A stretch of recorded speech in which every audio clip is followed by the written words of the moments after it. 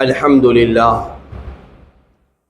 الحمد لله الذي خلق الجن والإنس لعبادته وخلق الجبال الرواسي والأشجار الباثقات والأحجار الصابتات كلها لخدمة عباده، والصلاة والسلام على سيد ولد آدم نبينا ورسولنا الذي بعث إلى الأسود والأحمر والعرب والعجم، وعلى آله الأخيار الأطهار وأصحابه الأتقياء الأبرار إلى يوم القرار، وبعد. فأعوذ بالله من الشيطان الرجيم. بسم الله الرحمن الرحيم. يا أيها الذين آمنوا ادخلوا في السلم كافة ولا تتبعوا خطوات الشيطان إنه لكم عدو مبين. صدق الله مولانا العظيم. وبالسند المتصل مني من طريق الإمام البخاري إلى الصحابي عبد الله بن مسعود رضي الله تعالى عنه قال: قال رسول الله صلى الله عليه وسلم: لعن الله النامسات والمتنمسات، أو كما قال صلى الله عليه وسلم. இவ்வுலகை படைத்து பரிபாலித்து ஆட்சி செலுத்தி நீதம் செலுத்திக் கொண்டிருக்கும் ரப்புல் அல்லாஹு ஜல்ல ஜலாலஹு ஒருவனுக்கே அனைத்து புகழும் உரித்தாகுக. அல்ஹம்துலில்லாஹ். ஸலாத் எனும் கருணையும் ஸலாம் எனும் ஈடேற்றமும் சய்யிதுல் கௌனைன் காத்தமுன் நபியீன் சர்தாதே ஆலம் தாஜ்தாரே மதீனா ஹதரத் சையதுனா முஹம்மதே முஸ்தபா ஸல்லல்லாஹு அலைஹி வஸல்லம் அவர்களின் மீதும், அன்னாரை பின்பற்றி வாழ்ந்தவர்கள், இன்னும் அன்னாரை பின்பற்றி வாழ்ந்து கொண்டிருக்கின்றவர்கள், இனிமேல் இன்ஷா அல்லாஹ் யார் யாரெல்லாம் அன்னாரை பின்பற்றி வாழப் போகின்றார்களோ அவர்கள் அத்தனை பேரும் மீதும் உண்டாவதாக. ஜும்மாவுடைய கடமையை பெரிதென மதித்து அல்லாஹுடைய மாளிகையாம் இல்லத்தில் ஆரம்ப நேரத்தில் இஅ்திகாஃபுடைய நியத்துடன் வந்தமர்ந்திருக்கும் அல்லாஹுடைய நல்லடியார்களே, ரப்புல் அல்லாஹு ஜல்ல ஜலாலஹு எவையெல்லாம் ஏவி கட்டளை பிறப்பித்து எடுத்து நடக்கும்படியாக சொல்லி இருக்கிறானோ அவை அனைத்தையும் வாழ்க்கையில் எடுத்தும், எவையெல்லாம் தவிர்த்தும் விலகி நடக்கும்படியாக சொல்லி இருக்கிறானோ அவை அனைத்தையும் முற்றுமுழுதாக தவிர்த்தும் விலகி நடக்குமாறு முதலில் எனக்கும் அப்பால் உங்களுக்கும் தக்வாவை கொண்டு நல்லுஃபன்னியாசம் செய்து கொள்ளுகிறேன். இத்தகுல்லாஹ ஹைதுமா குன்தும். அன்புக்குரிய அல்லாஹுடைய நல்லடியார்களே, ரப்புல் அல்லாஹு ஜல்ல ஜலாலஹு நமக்கு உலகத்திலே மனிதர்களால் விலை மதிக்க முடியாத மிகப்பெரிய ஒரு பாக்கியம், மிகப்பெரிய ஒரு அருள் தீனுல் இஸ்லாம் என்ற பாக்கியத்தை தந்திருக்கிறான். அன்புக்குரிய அல்லாஹுடைய நல்லடியார்களே, இந்த தீனுல் இஸ்லாம் பரிசுத்தமானது. அதே போன்று இந்த தீனுல் இஸ்லாம் பூர்த்தியானது. அல்லாஹு ஜல்ல ஜலாலஹு இந்த தீனுல் இஸ்லாத்துடைய அத்தனை வழிகாட்டல்களையும் 23 வருடத்துடைய காலப்பகுதியில் முஹம்மது ஸல்லல்லாஹு அலைஹி வஸல்லம் அவர்களை அனுப்பி அல்லாஹு தஆலா அத்தனை விடயத்தையும் வழிகாட்டல் செய்திருக்கிறான்.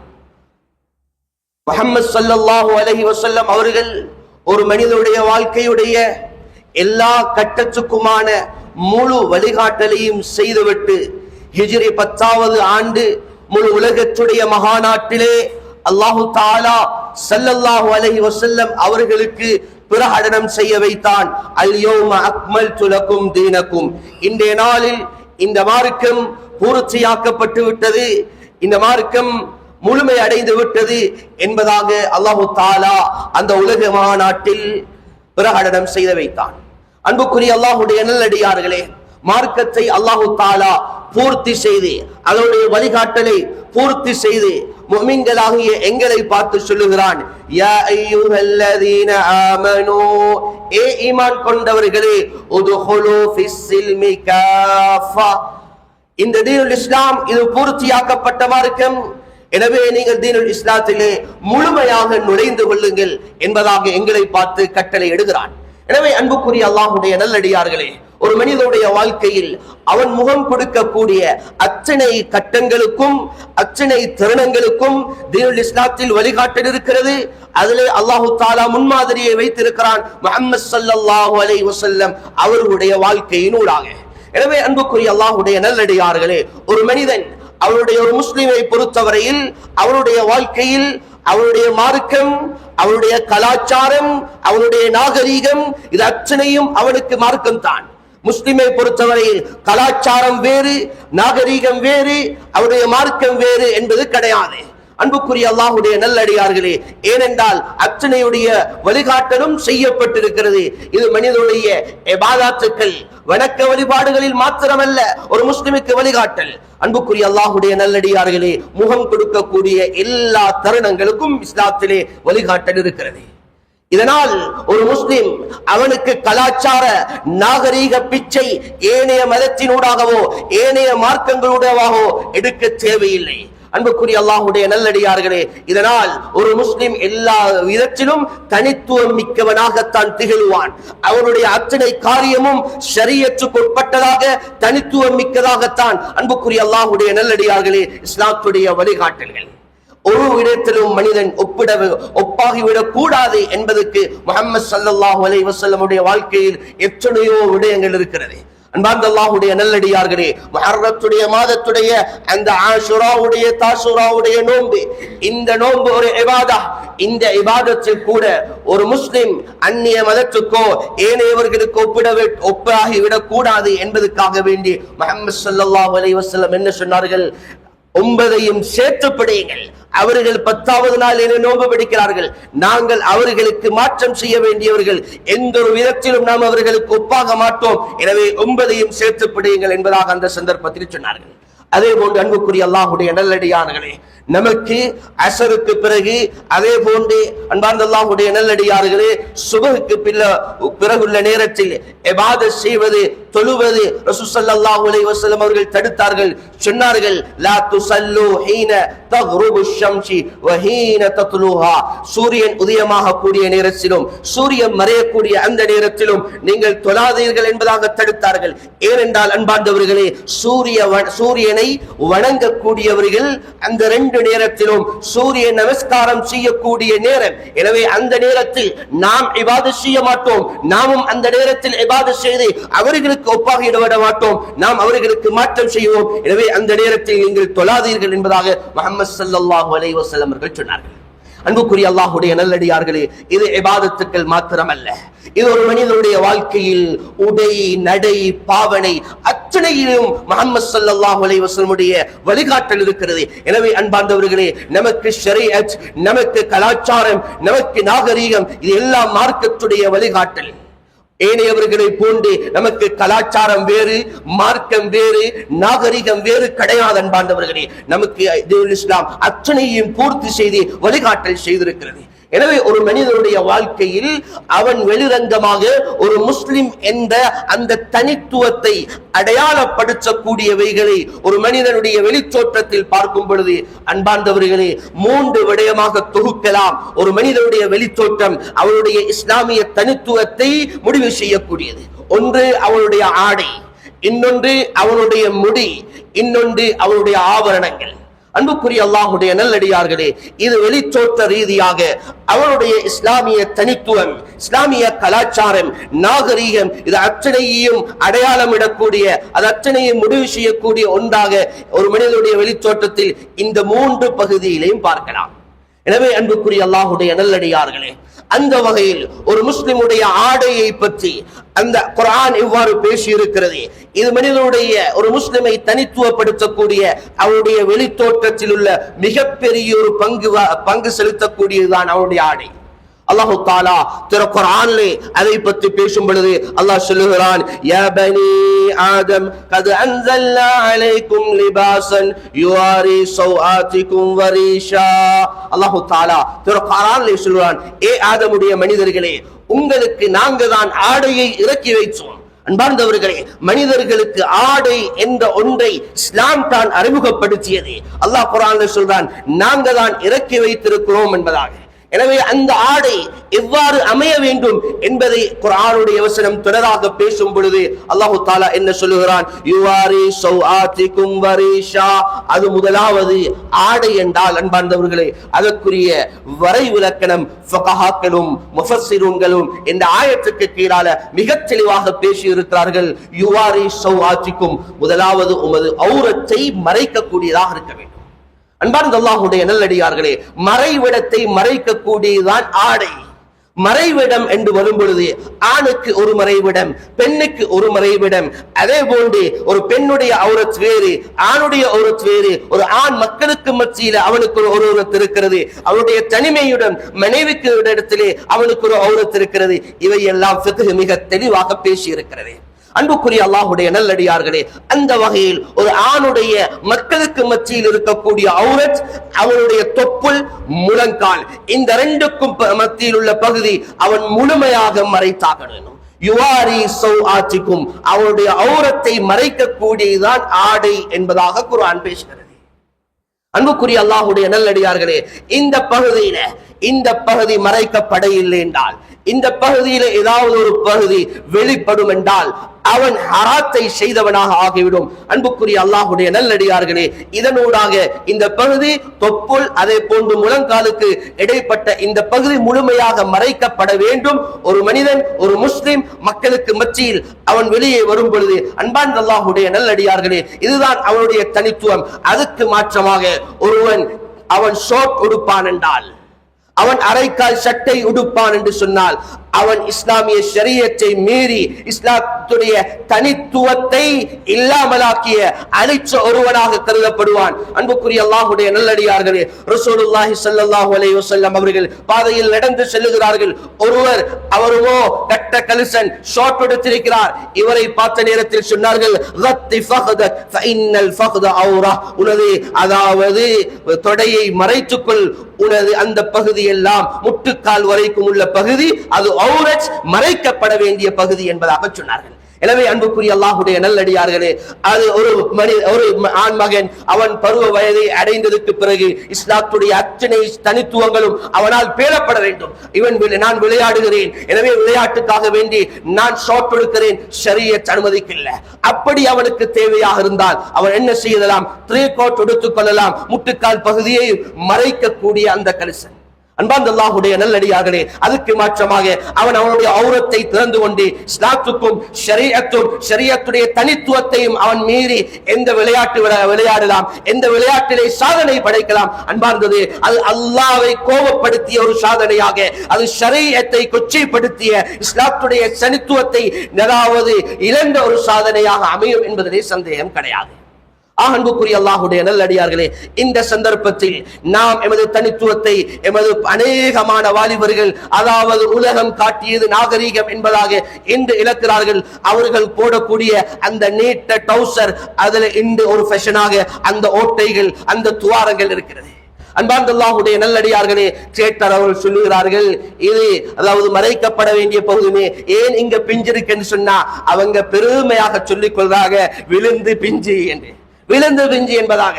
அன்பார்ந்த அல்லாஹ்வுடைய நல்லடியார்களே, அவர் அதே ஆடையோடு வந்து தொழுவார் என்றால் அவருடைய தொழுகை அங்கீகரிக்கப்பட மாட்டாது. ஏன்? அவருடைய முட்டுக்காலுக்கும் அந்த தொப்புளுக்கும் இடைப்பட்ட இடத்துக்கு அந்த பகுதியில் இருக்கக்கூடிய அந்த துவாரங்கள் அன்பார்ந்தவர்களே, அது மறைக்கப்பட வேண்டியது. அவர் ஆடை என்பதை அணிய இல்லை. குர்ஆன் பேசிய ஆடைக்குட்பட்டதாக அது இல்லை. அவருடைய தொழுகையை அதுடன் நிறைவேற்றுவார் என்றால் அந்த தொழுகையை பாழாக்கிய ஒரு தொழுகையாகும்.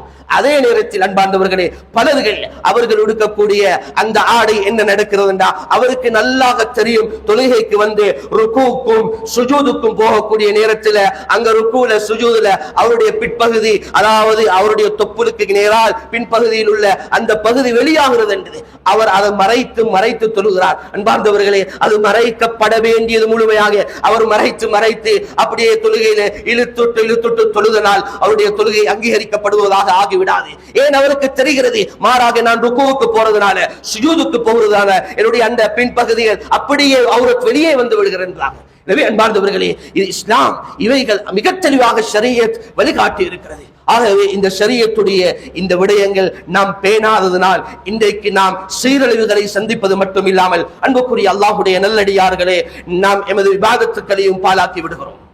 அதே நேரத்தில் ஆடையை பொறுத்தவரையில் இஸ்லாம் ஒரு மனிதனுடைய ஆடை கரண்டைக்கு கீழால், கரண்டை காலுக்கு மேலால் இருக்க வேண்டும். கரண்டைக்கு காலுக்கு கீழால் இருக்கும் என்றால் இது இன்றைய நாகரிகம், அதை நாகரிகம் என்பதாகவும் உலகம் இன்றை அதை ஃபேஷனா என்பதாகவும் சொல்லலாம். ஆனால் ஒரு முஸ்லிம் அதை பின்பற்ற முடியாது. முஸ்லிமுடைய நாகரிகம் அது தனித்துவம் மிக்கது. அவன் கரண்டைக்கு காலுக்கு மேலால் அணிவதுதான் அவனுடைய சுன்னா, அவனுக்கு இஸ்லாம் காட்டிய, குர்ஆன் காட்டிய ஆடை என்பார்களே. அப்படி அதை மீறி அவன் இஸ்லாத்துடைய தனித்துவத்தை இழந்து செயல்படுவார் என்றால், அந்த ஆடையை கீழே தொங்க விடுவார் என்றால் அந்த பகுதி நரகத்துடைய பகுதி என்ற பாரிய எச்சரிக்கைகள் குர்ஆனும் ஹதீஸும் எச்சரிக்கை செய்திருக்கிறது.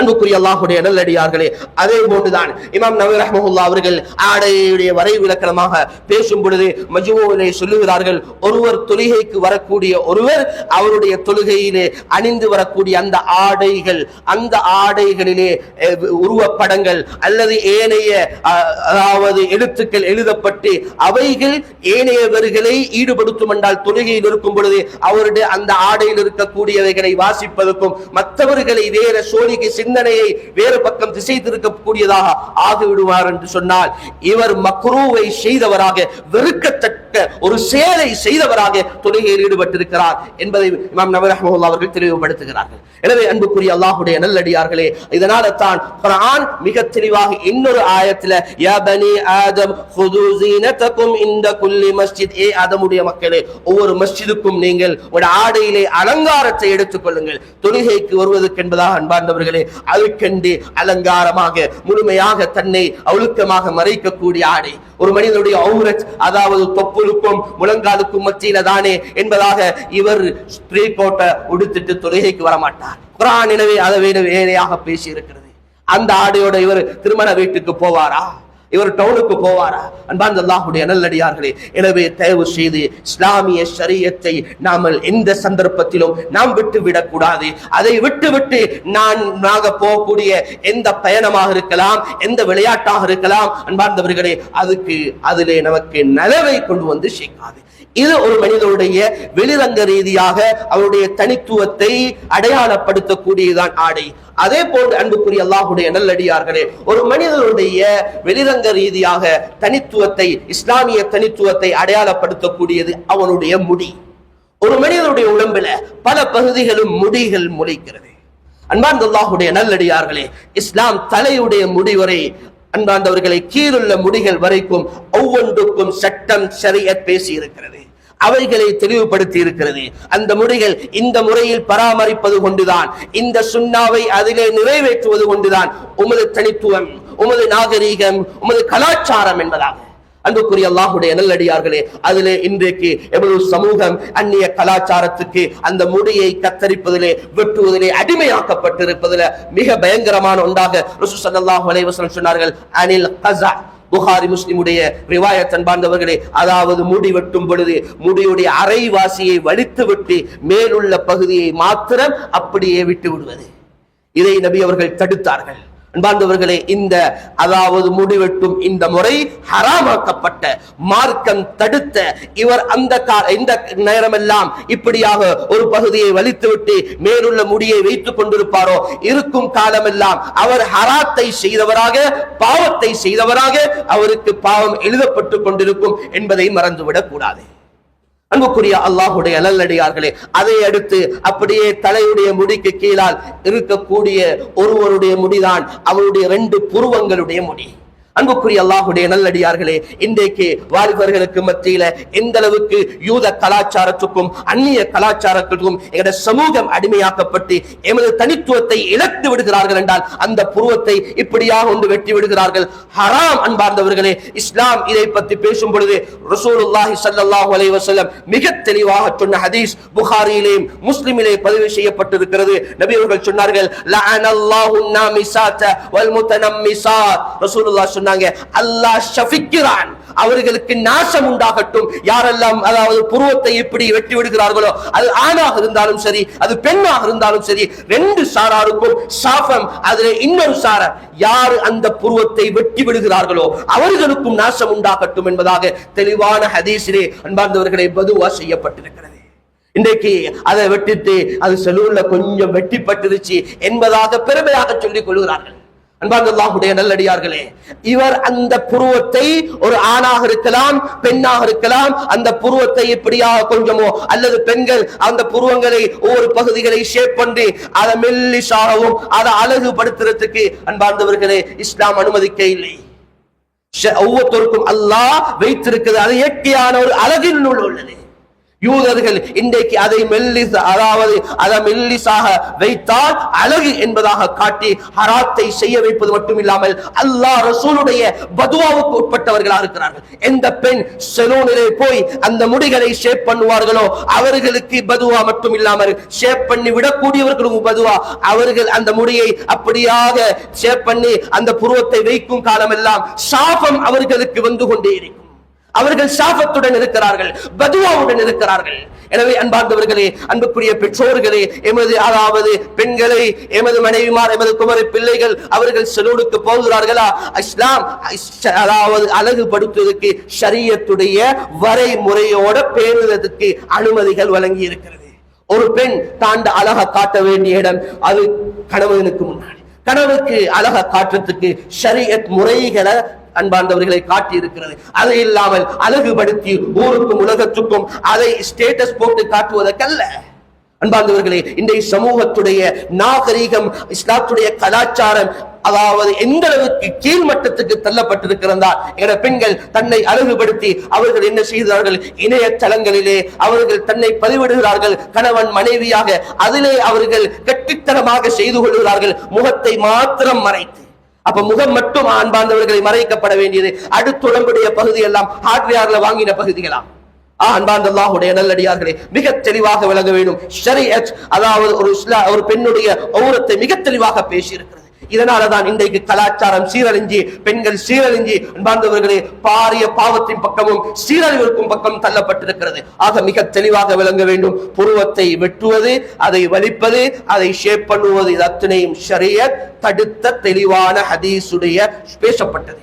அன்பார்ந்தல்லாஹுடைய நல்லடியார்களே, இந்த ஹதீஸுக்கு கீழால அதாவது சில முஹத்திஸூன்கள் பேசுகிறார்கள், சொல்லுகிறார்கள், ஒருவருடைய புருவ முடி அளவுக்கு மேலாக வளர்ந்து கண்ணை மூடிக்கொள்கிறது, கண்ணை மூடளவுக்கு வளர்ந்திருக்கிறது. அப்படியா இருந்தால் அவருக்கு அந்த இடையூறாக இருக்கக்கூடிய அந்த பகுதியை மட்டும் வெட்டுவதற்கு அனுமதி இருக்கிறது.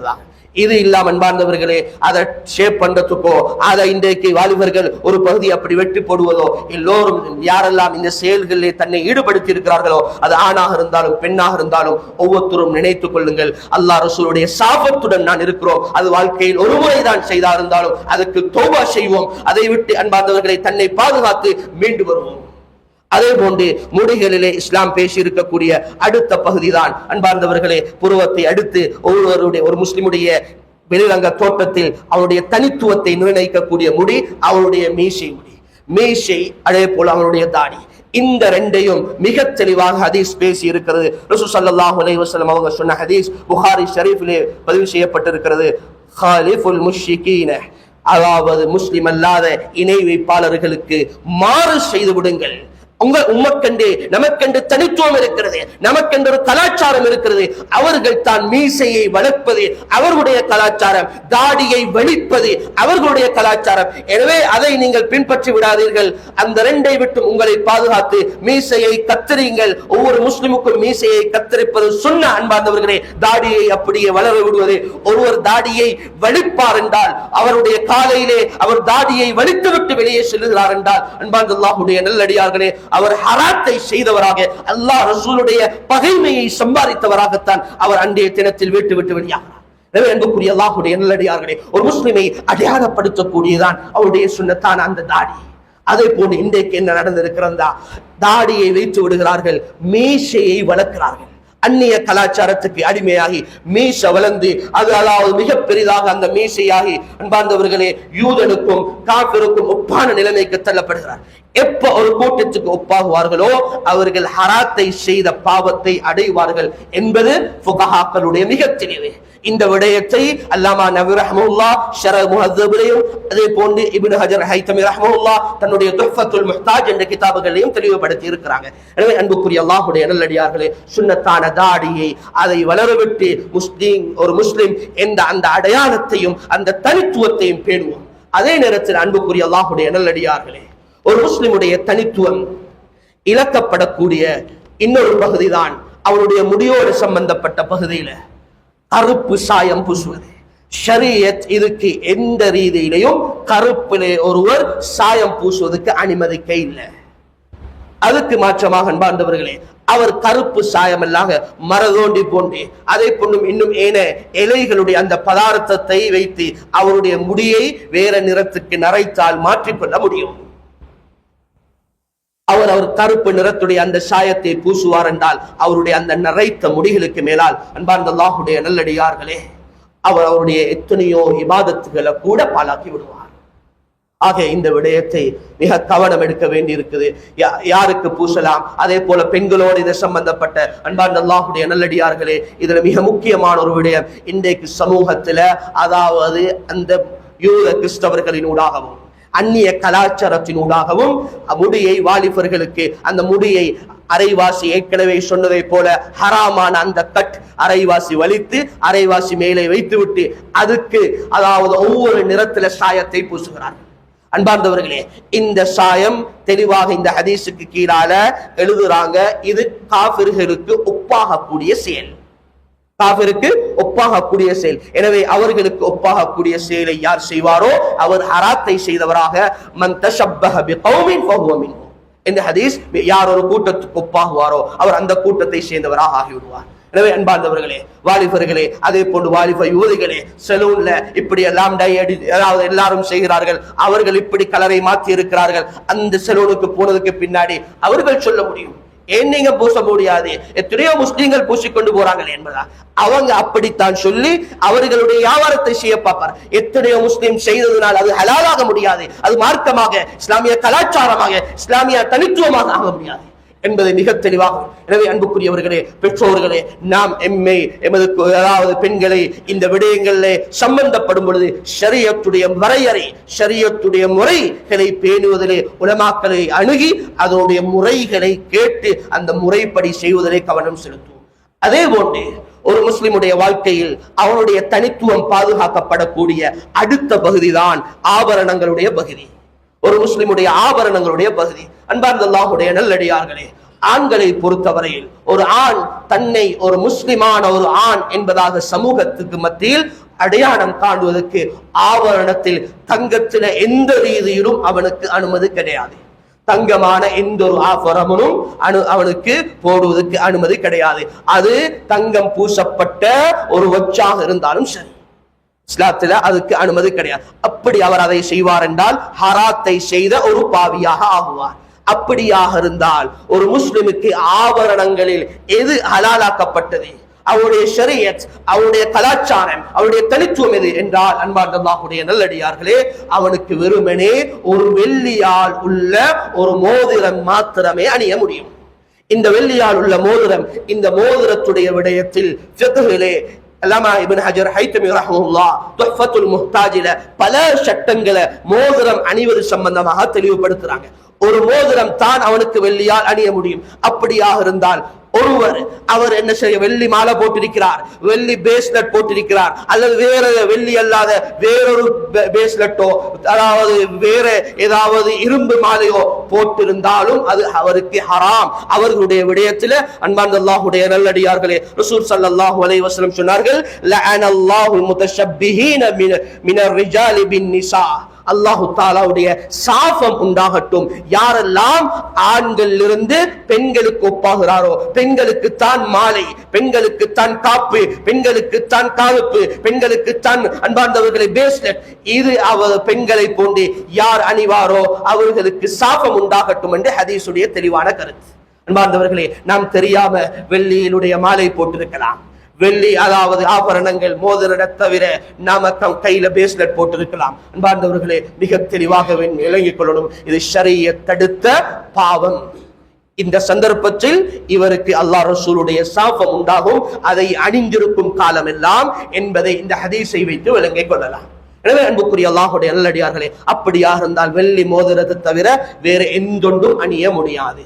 சரி, வெள்ளி மோதிரத்திலே அதாவது கிதாபுகள்ல மிக தெளிவாக எழுதுறாங்க, அந்த வெள்ளி மோதிரமும் எத்தனை அணிய முடியும்? அவருக்கு 10 விரலுக்கு மோதிரம் போடலாமா? அன்பார்ந்த அல்லாஹுடைய நல்லடியார்களே, ஃபிக்ஹ் சொல்லுது, ஷரியத் மார்க்கத்துடைய ஃபிக்ஹுடைய அன்பார்ந்தவர்களே சட்டத்துடைய மிக தெளிவாக ஷரியத்துடைய சட்டங்கள் தெளிவுபடுத்திருக்கிறது. ஒருவருக்கு ஒரு மோதிரம் தான் சுன்னா, ஒருவருக்கு ஒரு மோதிரம் தான் சுன்னத்து. அவர் ஒன்றை விட கூடுதலாக அணிவார் என்றால் அவர் வெறுக்கத்தக்க மக்ரூவான செயலை செய்வார். இன்னும் சில இமாம்கள் சொல்லுகிறார்கள், ஒன்றை விட கூடுதலாக அணிவது பெண்கள் தான், எனவே அவர்கள் பெண்களுக்கு ஒப்பானவராக ஆகும் பொழுது அவர் ஹராத்தை செய்தவராக ஆகிவிடுவார்கள் என்பதாகவும் சிலர்கள் பேசியிருக்கிறார்கள். அன்புக்குரிய அல்லாஹ்வுடைய, ஆகவே ஒரு மோதிரம் தான் ஒரு ஆணுக்கு, முஸ்லிமான ஒரு ஆணுக்கு சுன்னா. சரி, அந்த மோதிரத்தை எந்த கையில் அணிய வேண்டும், எந்த விரலில் அணிய வேண்டும் என்பதையும் பேசி இருக்கிறது. கை என்று வரும் பொழுது அன்பார்ந்தவர்களே, அது வலது கையில அதை அணிவதா அல்லது இடது கையில அணிவதா என்பதாக பற்றி பேசும் பொழுது இமாம் நவவி ரஹ்மத்துல்லாஹி அவர்கள் சொல்லி காட்டுகிறார்கள், அது வலதிலேயும் அணியலாம் இடதிலேயும் அணியலாம், ஆனால் வலது கைதான் ஏற்றமான சுன்னத்தான முறை மோதிரம் போடுது. சரி, வலது கை சுன்னத்தான ஏற்றமான முறை, எந்த விரல்ல அந்த மோதிரத்தை போடலாம்? நபி ஸல்லல்லாஹு அலைஹி வஸல்லம் அவர்கள் அதாவது ஹதீஸிலே சொன்னார்கள், முஸ்லிமுடைய ரிவாயத், நஹன் நபி ஸல்லல்லாஹு அலைஹி வஸல்லம் அய்யுதஹத்தம الرجل في وسط والسبابه, ஒரு ஆண் அவருடைய விரல்களிலே இந்த நடுவிரல், இந்த நடுவிரலும் அதே போல அவனுடைய இந்த ஆள்காட்டி விரல், இந்த 2 விரலிலே மோதிரம் அணிவதை ரசூலுல்லாஹ் தடுத்தார்கள். ஹதீஸுடைய தெளிவான தடை, நஹா, நபி அவர்கள் தடுத்திருக்கிறார்கள். இந்த ஹதீஸுக்கு கீழால ஷரஹ் முஸ்லிம்ல இமாம் நவவி ரஹ்மத்துல்லாஹி அவர்கள் சொல்லி காட்டுகிறார்கள், இந்த ஒருவர் இந்த நடுவிரலில் அல்லது இந்த ஆள்காட்டி விரல், இந்த 2 ஏதாவது ஒரு விரலிலே மோதிரம் அணிந்தார் என்று சொன்னால் அவர் வெறுக்கத்தக்க ரசூல் தடுத்த ஒரு விடயத்தை செய்தவராக ஆகிடுவார். அப்படியாக இருந்தால் அவர் எந்த விரலிலே மோதிரம் அணிவது சுன்னா? அவருக்கு மோதிரம் அணிவ அஸ்லான சுன்னத் அவருடைய சின்ன விரல். அன்பார்ந்த அல்லாஹ்வுடைய நல்லடியார்களே, இந்த சின்ன விரலில் தான் மோதிரம் அணிந்து கொள்வதற்கு மார்க்கம் அனுமதித்திருக்கிறது.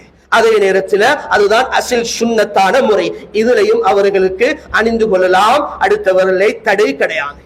எனவே அன்புக்குரிய அல்லாஹ்வுடைய நல்லடியார்களே, மார்க்கம் இந்த அளவுக்கு ஒவ்வொரு விடயத்தையும் என்ன தெளிவாக பேசியிருக்கிறது. இவைகள் எல்லாம் ஒரு முஸ்லிமுடைய தனித்துவம் பாதுகாக்கப்படக்கூடிய வெளிரங்கமான தோட்டத்தில் உள்ள அடையாளங்கள். அன்பார்ந்த அல்லாஹ்வுடைய நல்லடியார்களே, தயவு செய்து நாம் மோதிரத்தை தவிர இது அல்லாதவைகள் அணிந்திருந்தால் இவைகளை அன்பார்ந்தவர்களே உடனே கலட்டி எறிவோம். அதை அணிந்து கொண்டிருக்கும் காலமெல்லாம் சாபத்தையும் பாவத்தையும் சம்பாதிப்போம். ரசூல் ஸல்லல்லாஹு அலைஹி வஸல்லம் அவர்கள் அணிந்த மோதிரத்தை பற்றி அதாவது இமாம்கள் ஹதீஸ்களை தெளிவுபடுத்தும் பொழுது தெளிவுபடுத்துகிறார்கள், அவருடைய சின்ன விரல்ல அந்த மோதிரம் அணியப்பட்டிருந்தது. நபி அவருடைய மோதிரத்தில் அல்லாஹ் ரசூல் முஹம்மத் என்பதாக அடையாளம் இடப்பட்டிருக்கிறது, அதை எழுதி இருந்தது என்பதாகவும் இன்னும் சில ரிவாயத்தில் ரசூல் ஸல்லல்லாஹு அலைஹி வஸல்லம் அவர்கள் கல்லு பிடித்த ஒரு மோதிரத்தையும் அணிந்திருக்கிறார்கள். அந்த கல்லு கைக்கு உள்ளுக்குள்ள பகுதியில தான் ரசூலுல்லாஹ் போட்டிருக்கிறாங்க என்பதாக. எனவே வெளியால போடுறது அதாவது பாவம் கிடையாது, ஹராம் கிடையாது, மக்ரூ கிடையாது, அதுக்கு அனுமதி இருக்கிறது. நபி அவர்கள் அப்படித்தான் அணிந்தார்கள் என்பதாக தெளிவுபடுத்தி இருக்கிறார்கள்.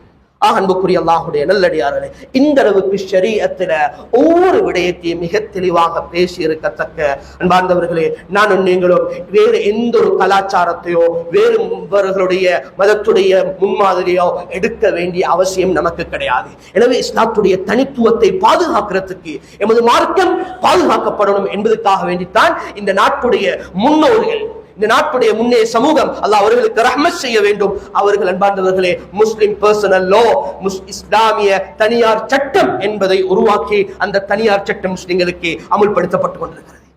முஸ்லிம்களுடைய அதாவது விவாகரத்து, அதே போன்று முஸ்லிம்களுடைய அனந்தர சொத்து, இப்படி எல்லாம் தனியார் சட்டம் முஸ்லிம்களுக்கு பொதுவான அதாவது லோல அந்த விடயங்களை கையாள முடியாது. ஷரியத் அதை குர்ஆன் பேசி இருக்கிறது. எனவே ஷரியத் பாதுகாக்கப்படணும் என்பதற்காக வேண்டித்தான் எங்களுடைய முன்னோர்களால அவைகள் பாதுகாக்கப்பட்டு உருவாக்கப்பட்டது.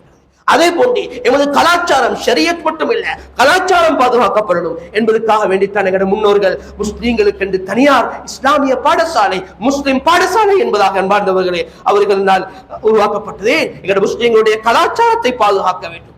அன்புக்குரிய அல்லாஹ்வுடையவர்களே, ஆகவே இது முஸ்லிம் பாடசாலை என்றால் எமது முஸ்லிமுடைய மிகப்பெரிய சொத்து, எமது கலாச்சாரம் பாதுகாக்கப்படக்கூடிய, இஸ்லாம் பாதுகாக்கப்படக்கூடிய இடம். எனவே அந்த இடத்தை பாதுகாப்பதும் அந்த இடத்தை வளர்ப்பதும் அந்த இடத்துடைய முன்னேற்றத்துக்கும் பங்குதாரிகளாக நாம் இருக்க வேண்டியிருக்கிறது. அன்பார்ந்தவர்களே, நல்லடியார்களே, எனவே எமது அதாவது கலாச்சாரம், முஸ்லிம்களுடைய கலாச்சாரம், மார்க்கம், இவைகள் எல்லாமே ஒன்று என்பதை நாம் விளங்கிடக்கூடாது. ஏனையவர்களை போல ஏனைய ஊருக்கும் இந்த ஊருக்கு மாறாது. உதாரணமாக எடுத்துக்கொண்டால் இலங்கையில் உள்ள பௌத்தர்கள் என்ன செய்ய மாட்டார்கள்? பாம்பு சாப்பிட மாட்டார்கள். ஆனால் அதே நேரத்தில் சைனாவில் உள்ள பௌத்தர்கள் அவர்கள் பாம்பு சாப்பிடுகிறார்கள். அன்பார்ந்த அல்லாஹ்வுடைய நல்லடியார்களே, ஏன்? அவர்களுடைய ஊருக்கேற்ற நாட்டுக்கேற்ற கலாச்சாரம் வித்தியாசப்படுகிறது. ஆனால் ஒரு முஸ்லிம் உலகத்திலே எங்கே இருந்தாலும் அவர் பாம்பு சாப்பிட மாட்டார். ஏன்? அவருக்கு ஹராம். இதுதான் இஸ்லாமிய கலாச்சாரம், இஸ்லாமிய முறை, இஸ்லாமிய நாகரிகம். எனவே அன்புக்குரிய அல்லாஹ்வுடைய நல்லடியார்களே, நமக்கு பெற்றிருக்கக்கூடிய நாகரிகம் முன்னைய சஹாபா பெருமக்கள் அதுக்கு பிறகு வந்த காலங்கள் எல்லாம் முஸ்லிம்களுடைய நாகரிகத்தை, கலாச்சாரத்தை தான் எல்லாரும் எடுத்தாங்க. அவ்வளவு அதுல என்னது அழகு இருக்கிறது, அதுல இடைச்சம் இருக்கிறது, அதுல சுத்தம் இருக்கிறது. அன்பார்ந்தவர்களே, ஆகவே நானும் நீங்களும் அதை இழந்து விடுவோம் என்றால் அல்லாஹ் பாதுகாக்கணும். ஷரியத்தை குழி தோண்டி புதைக்கிறதுக்கு நானும் நீங்களும் காரணமாகிவிடுவோம். எனவே ஷரியத்தை பாதுகாப்போம். ஷரியத்தை பாதுகாக்கிறதுக்கு அந்த ஷரியத்தை நாம் வாழ்க்கையில் அமலாக எடுப்போம். வெளிரங்க முஸ்லிமுடைய அடையாளங்களை பாதுகாப்போம். முஸ்லிம்களுடைய தனித்துவத்தை பேணுவோம். அதே போல் அன்பார்ந்த அல்லாஹ்வுடைய நல்லடியார்களே, எமது நாட்டில் அந்த தனித்துவத்தை பேணுவதற்கு எல்லா ரீதியிலையும் சட்டங்கள், நமக்கு சலுகைகள் இருந்து கொண்டிருக்கிறது. எந்த ஒரு தடையும் கிடையாது. அழகான முறையில் நாங்க அந்த சட்டத்தையோ அந்த தனித்துவத்தை பேணுவதற்கு அந்த முறைகளையோ விளங்க இல்லை என்றதுனால நாங்க அன்பார்ந்தவர்களே அதுக்கு நாட்டுக்கு குறை சொல்ல முடியாது. இந்த நாட்டில் அவைகள் எல்லாம் பாதுகாப்பதற்கு ஒரு அந்நிய நாடாக இருந்தாலும் முஸ்லிம்களுடைய ஷரியத், அவருடைய தனித்துவம், அவருடைய ஷரியா சட்டம், அன்பார்ந்தவர்களை கலாச்சாரம் பாதுகாக்கிறதுக்கு எல்லா இடத்தையும் அவர்களால் கொடுக்கப்பட்டிருக்கிறது. ஆகவே நாம் அதை இழந்து விடக்கூடாது, நாம் அதை பறிகொடுத்தக் கூடாது. அதே நேரத்தில் அன்பார்ந்தவர்களே, நாட்டுடைய முன் ஜனாதிபதியும் உலமாக்கள் அதே போன்று எல்லோருமாக முழு மதத்தவர்களும் சேர்ந்து இந்த நாட்டிலே சென்ற 2 நாளைக்கு முன்னாடி மிகப்பெரிய ஒரு பிரகடனம் செய்து அன்பார்ந்தவர்களை மதுவை, போதையை ஒழிக்க வேண்டும் என்றதாக அவர்கள் ஒரு திட்டத்தின் கீழால் இறங்கி இருக்கிறார்கள். எனவே அகில இலங்கை ஜமியத்துல் உலமா எங்களிடத்திலே வேண்டிக் கொள்கிறது, முஸ்லிம்களும் அதுக்கு பங்குதாரிகளாக இருப்பது, நாமும் எங்களுடைய சமூகத்தை, வாலிபர்களை, சந்ததிகளை அதை விட்டு பாதுகாப்பதும் தேவையுள்ளவர்களாக இருக்கிறோம். எனவே அதற்கும் நாம் உதவியாக இருந்து ஷரியத்தை பேணி அல்லாஹுக்கு பொருத்தமானவர்களாக வாழ்ந்து அல்லாஹுக்கு பொருத்தமானவர்களாக மரணிக்கக்கூடிய கூட்டத்திலே ரப்புல் அல்லாஹு ஜல்ல ஜலாலுஹு எங்கள் அனைவர்களையும் சேர்த்தருள் புரிவானாக. யா அல்லாஹ், எமது பாவங்களை மன்னித்தருள் புரிவாயாக. இரக்கமுள்ள ரஹ்மானே வல்ல ஜமானே, யா அல்லாஹ் எங்களை பொருந்திக் கொள்வாயாக, எம்மை கபூல் செய்து கொள்வாயாக, பாவத்தில வெறுப்பையும் இபாதத்துடைய இன்பத்தையும் உண்டாக்கி விடுவாயாக.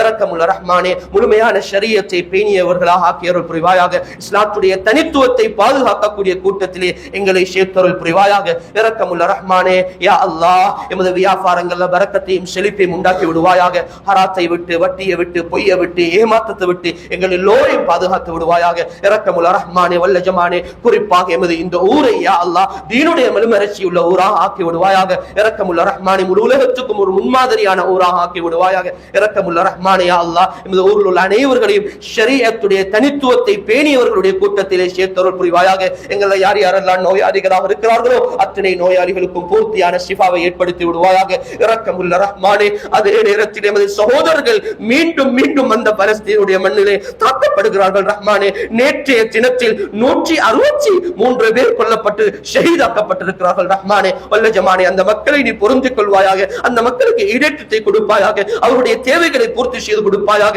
இரக்கமுள்ளவரே, அவர்களுக்கு சுவிசக்தியும் வெற்றியும் உண்டாக்கி விடுவாயாக. இரக்கமுள்ள ரஹ்மானே, அவர்கள் எல்லா நிலைமையிலும் உன்னுடைய தீனையும் அந்த தீனுடைய கேந்திரத்தையும் பாதுகாக்க வேண்டும் என்பதில் உதவியாக இருக்கிறார்கள். ரஹ்மானே, அந்த மக்களை பொருந்திக் கொள்வாயாக. அந்த மக்களுக்கு துஆ செய்த கூட்டத்திலே எங்களை சேர்த்தருள் புரிவாயாக. எங்கள் எல்லோரையும் பொருந்திக் கொள்வாயாக. எங்கள் அனைவருடைய இறுதி இறுதி மூச்சையும் லா இலாஹ இல்லல்லாஹ் முஹம்மதுர் ரசூலுல்லாஹ் என்ற கலிமாவோடு நாக்கியருள் புரிவாயாக. இந்த துஆக்களை ஏற்று அங்கீகரித்து கபூல் செய்து கொள்வாயாக. வ ஆகிரு தஅவானா அல்ஹம்துலில்லாஹி ரப்பில் ஆலமீன்.